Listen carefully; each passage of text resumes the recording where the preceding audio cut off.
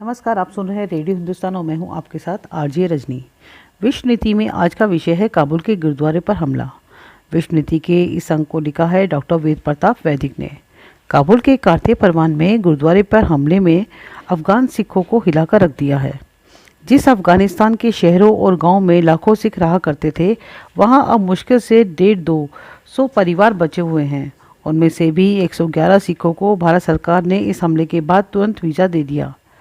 अब से 50-55 साल पहले जब मैं काबुल विश्वविद्यालय में अपना शोध कार्य करता था, तब मैं देखता था कि काबुल, कांधार, हेरात और जलालाबाद के सिख सिर्फ मालदार व्यापारी ही नहीं हुआ करते थे, काफ़ी शानदार और सुरक्षित जीवन भी बिताया करते थे।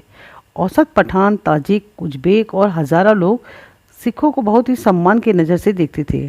सिखों को भी अपने अफगान होने पर बड़ा नाज हुआ करता था। गजनी में एक वयोवृद्ध सिख से जब मैंने पूछा कि आप कब से यहाँ रहते हैं, तो उन्होंने तपाक से कहा कि जब से अफ़गानिस्तान बना तब से। ऐसे देशभक्त सिखों को अफ़गानिस्तान से भागना पड़ गया है। यह क्या शर्म की बात नहीं है? लेकिन यह संतोष और आश्चर्य का विषय है कि जिन तालिबान को अत्यंत कट्टरपंथी माना जाता है, उनकी पुलिस तो उस गुरुद्वारे की रक्षा कर रही थी, लेकिन खुरासानी इस्लामिक स्टेट के आतंकवादी गुरुद्वारे पर हमला कर रहे थे। हमले में एक सिख और एक तालिबानी सिपाही मारा गया। इसके पहले जलालाबाद और हर्राई साहब के गुरुद्वारे पर हुए हमलों में दर्जनों लोग मारे गए। तालिबान सरकार ने उक्त हमले में मृतकों के परिवारों को 1-1 लाख रुपए और गुरुद्वारे के पुनरुद्धार के लिए 1.5 लाख रुपए दिए हैं। ये तथ्य बहुत ही गौर करने लायक है।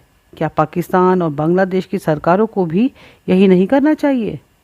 इससे यह भी जाहिर होता है कि भारत के प्रति तालिबान शासन के मन में कितनी सद्भावना है। भारत सरकार ने भी तालिबान शासन के दौरान अफगान जनता की मदद के लिए हजारों टन गेहूं और दवाइयां काबुल भिजवाई। भारत सरकार ने अपना एक प्रतिनिधि मंडल विदेश मंत्रालय के संयुक्त सचिव JP सिंह के नेतृत्व में काबुल भेजा था, ताकि अन्य 13 राष्ट्रों के राजदूतावासों की तरह हमारा राजदूतावास भी दोबारा सक्रिय हो सके। लेकिन अब इस दुर्घटना के बाद भारत को ज़रा ज़्यादा सतर्क होना पड़ेगा। गुरुद्वारे पर यह जो हमला हुआ है, वह BJP प्रवक्ता के पैगंबर संबंधी बयान के बहाने हुआ है, लेकिन 2018 और 2020 के हमलों के वक्त तो ऐसा कुछ नहीं था।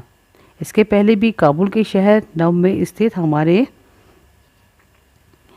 राजदूतावास और जरंज दिलाराम सड़क पर काम कर रहे हमारे मजदूरों पर जानलेवा हमला हुए हैं। इन हमलों के पीछे असली गुनहगार कौन है, यह हमें पाकिस्तान ही बता सकता है, और वह ही इन्हें रोक भी सकता है। ये हमलावर इस्लाम को कलंकित कर रहे हैं। ये हमलावर भारत और तालिबान के बीच संबंधों के सहज होने से शायद घबरा गए हैं। बने रहिए हमारे साथ रेडियो हिंदुस्तान पर।